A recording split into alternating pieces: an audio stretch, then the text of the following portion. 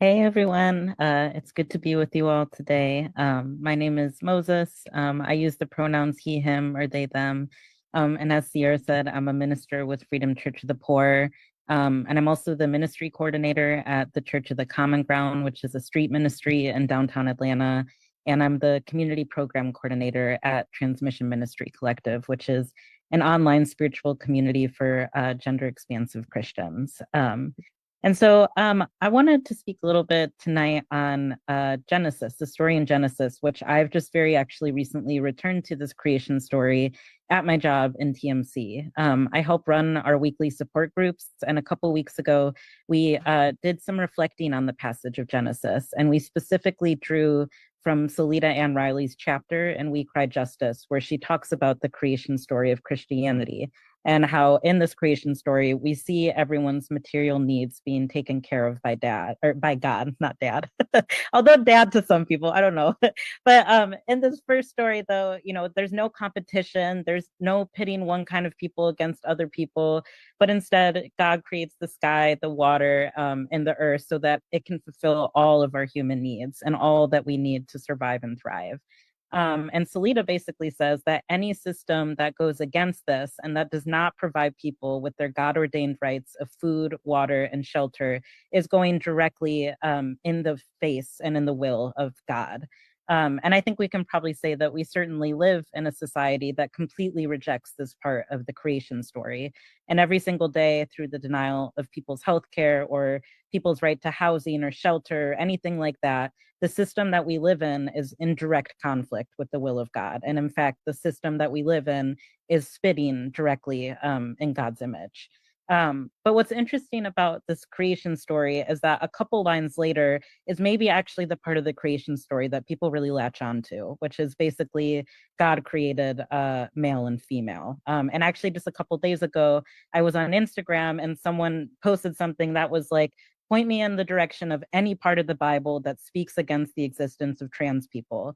And there were hundreds of comments of people just commenting this passage in the Bible, God created them male and female. And so I think it's safe to say that this is definitely a text of terror that is really used to invalidate the existence of the life of trans people, of non-binary people, of intersex people, of any gender expansive people. And I think tonight Aaron's going to speak a little bit more to what that piece is actually saying. But I'm going to take some time tonight to speak about like my own experience with this text from a little bit more of a personal place.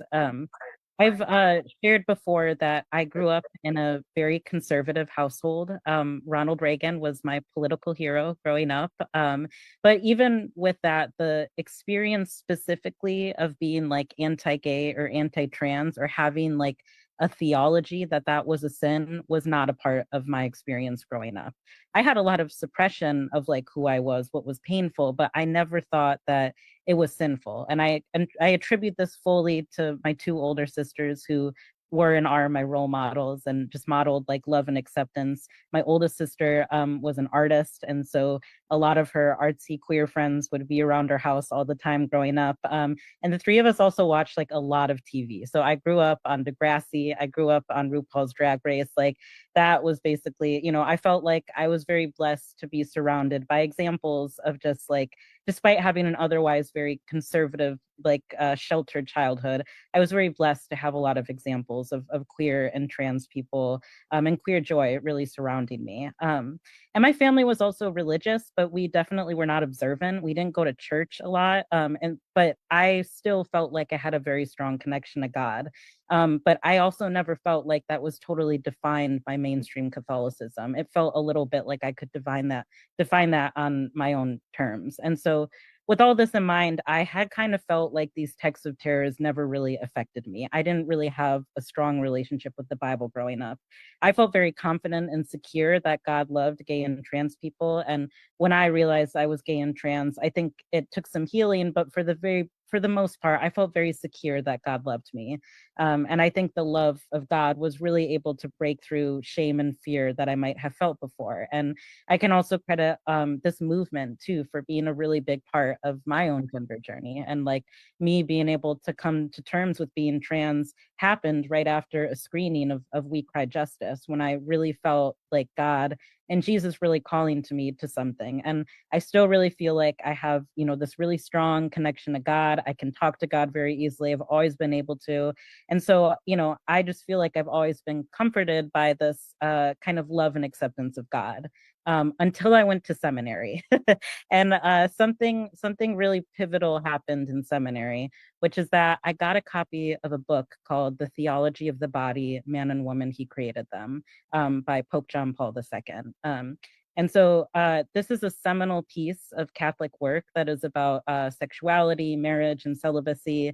This was not recommended to me by anyone in seminary, but I sought this out because I wanted to understand what people who did not believe that being gay or like being trans was not a sin, what they believed in and where they were coming from. And obviously, from the title of this book, he's drawing directly to this passage in Genesis.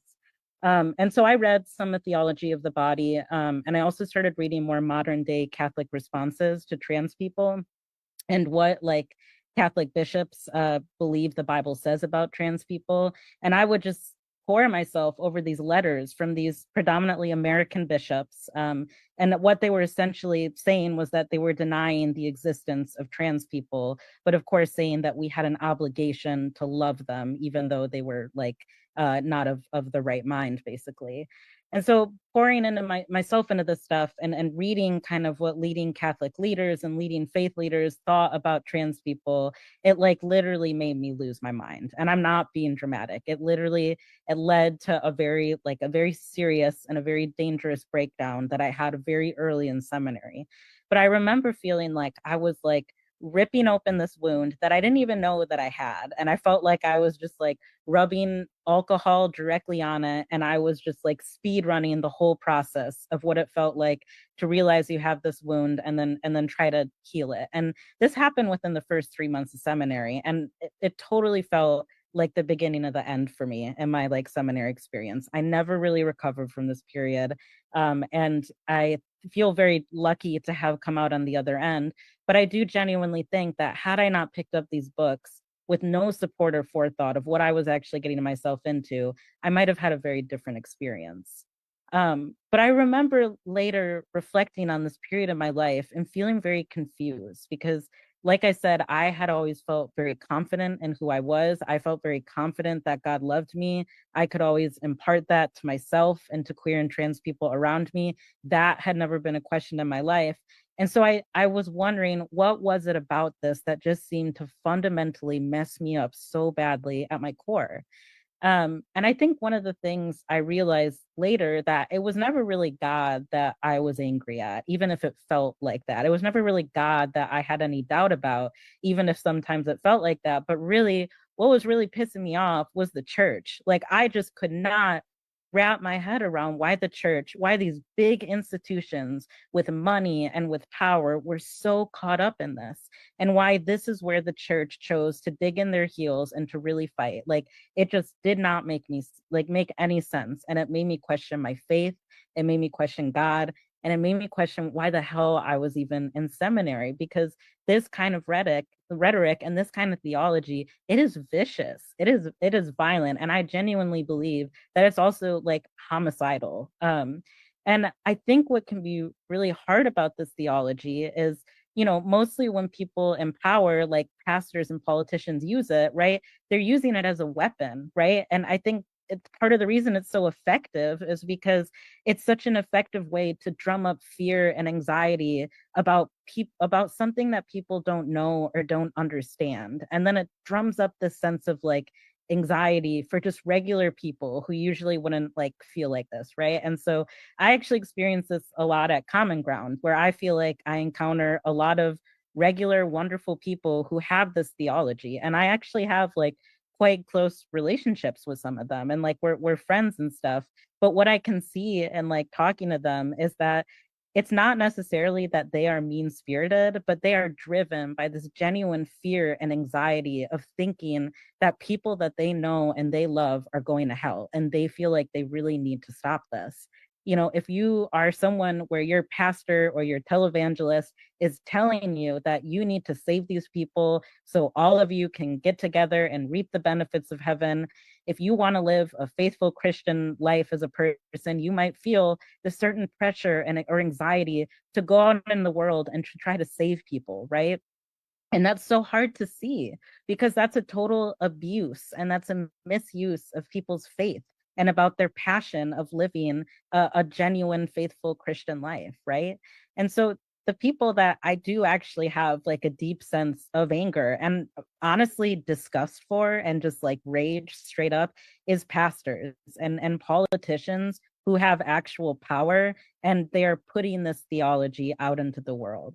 I feel like I feel disgusted that people who say that they are out there acting, out what God wants us to do are clearly just using fear to try and exert control over people so they can, really so they can really just try and control how people feel. And then that really comes at the cost of not just those people, but all the vulnerable people out there too, that affects too. And I just think that's cruel. I genuinely think if you are a pastor of a church and what your ministry is about punching down on people and telling them that God made a mistake in who they are, I think you are a coward. I think you are shying away from like the real and difficult, like dangerous things that a church needs to be concerned about at this time. And I think that you are spitting in the face of God's creation. And it really pisses me off because I know that this isn't true. I know that it is not true that God does not love gay people. I know that it is not true that trans people aren't going to go to heaven or all this stuff. And so it's just painful to see people spread lies about you or about the people that you love. And it's painful to see the spiritual abuse of pastors and politicians of their congregations, of people outside their congregations, that this theology reaches. And, I had and I still have serious doubts about the future of the church is if what they're going to hitch their paycheck on and the primary question of their denominations or their congregations are around the questions of sexual and gender morality. Um, Pastors and politicians who primarily concern their careers with the questions of gender and sexual morality. Will people go hungry? Will people don't go without food and water? Well, there's a genocide taking place. I think that doing that is an act of sacrilege and like heresy, like straight up. And I know that the theology that those people serve is genuinely homicidal because it kills people's hearts, it kills people's spirits, and it costs people their life. The guilt that people get when they feel this about themselves is literally can drive people to do like horrible things to themselves, right? And so I think that, those pastors and those politicians who do that, they should be ashamed. Like they should be embarrassed and they should know that God is disappointed in you. Those consider myself and many other folks around me people who are like survivors of this theology that I find to be quite homicidal. And I feel very fortunate that I have had a little bit of an easier experience because I've met so many folks who have had just painful lives of having to go through conversion therapy, painful lives of having to go through ex-gay movements, all because people are just spouting this heresy in their church. And I think in this moment where people are just seeming to hitch their pastoral and their political careers on just bullying like trans and gay people, I feel very proud of the work that we do at Transmission Ministry Collective, which is about helping trans people's spiritual leadership really flourish in this moment.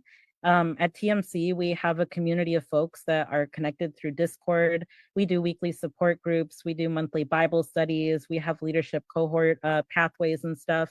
And I feel like as a faith leader and as a person, I've grown so much from knowing these folks. And I feel like I understand God more deeply through them.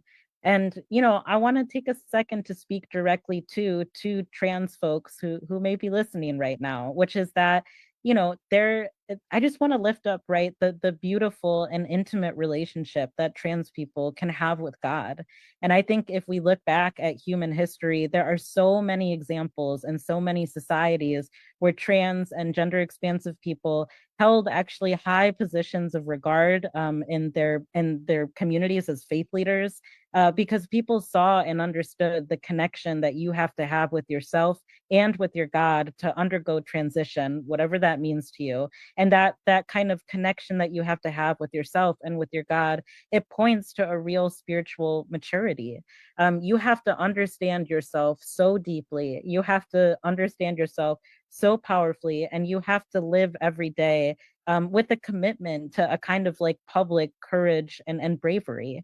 And it's not easy, right, to be like the truest version of yourself. And so I think for that, God commends you for doing that, right? God is proud of you for doing that. And I think that trans people have so much to teach people about themselves, and they have so much to teach people about understanding God and understanding God's relationship with us and how we can carry out what God wants of us here on earth. And so, I hope that as trans faith leaders and folks, we will not let ourselves be silenced, because what we have to say is too important. And I think for those folks who are not trans, I hope and pray that we'll all continue to open our hearts, right, to what trans folks, to what gender expansive folks, to what queer faith leaders have to say at this moment, because we all have so much to learn from each other and to grow through all of our experiences and our wisdom. And so I'm very grateful to be able to be on tonight, and I'm really looking forward to folks who are going to be doing a little bit more reflection on maybe what this Bible passage is actually saying, that might kind of go in contradiction with kind of some of the more mainstream interpretations. So thank you all.